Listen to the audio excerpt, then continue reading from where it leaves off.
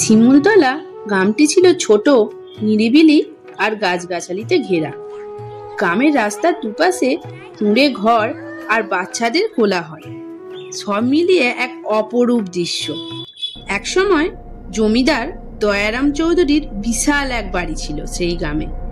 বছর 20 আগে সেই বাড়িতে লোকজন ছিল, কিন্তু এক রাতেই সবাই হঠাৎ যেন কোথায় নিখোঁজ হয়ে যায়। তখন থেকেই বাড়িটা ফাঁকাই পড়ে আছে। গ্রামের লোকজনরা বলা কওয়া করে ওই বাড়িতে এখন দয়ারাম চৌধুরীর আত্মা নাকি ঘোরাফেরা করে। একদিন শহর থেকে চন্দিমা নামে এক তরুণী আসে শিমুলতলায় লোককথা আর ভূতের গল্প নিয়ে গবেষণা করার জন্য।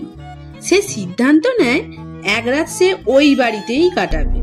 গ্রামের সবাই নিষেধ করে, সে কিন্তু শোনে না কারোর কথা। সন্ধ্যা নামার সঙ্গে সঙ্গেই সে গ্রামের পথ ধরে দয়ারাম চৌধুরীর বাড়ির দিকে এগোতে থাকে। সে বাড়ির মূল ফটকের সামনেই উপস্থিত হয় এবং একটি লণ্ঠন নিয়ে সে ঢুকে পড়ে বাড়ির ভেতরে। সে আস্তে আস্তে সিঁড়ি বেয়ে উঠতে থাকে, আর ঘরের দেয়ালে জমে থাকা ধুলোর গন্ধে তার নিঃশ্বাস নিতে কষ্ট হয়। রাত যতই গভীর হতে থাকে ততই অদ্ভুত শব্দ শোনা যেতে থাকে। সে লক্ষ্য করে একটা চেয়ার আপনা আপনি দুলছে, যেন অদৃশ্য কেউ চেয়ারে বসে আছে। হঠাৎ দরজার পাশে রাখা আয়নায় সে দেখতে পায় তার পিছনে দাঁড়িয়ে আছে এক ধুতি পরা বৃদ্ধ, চোখে দুটো রক্ত বর্ণ। চন্দিমা চিৎকার করে দৌড়ে যায় দরজার দিকে, কিন্তু দরজাটা আপনি থেকে বন্ধ হয়ে যায়। সে অনেক চেষ্টা করে দরজাটা খোলার।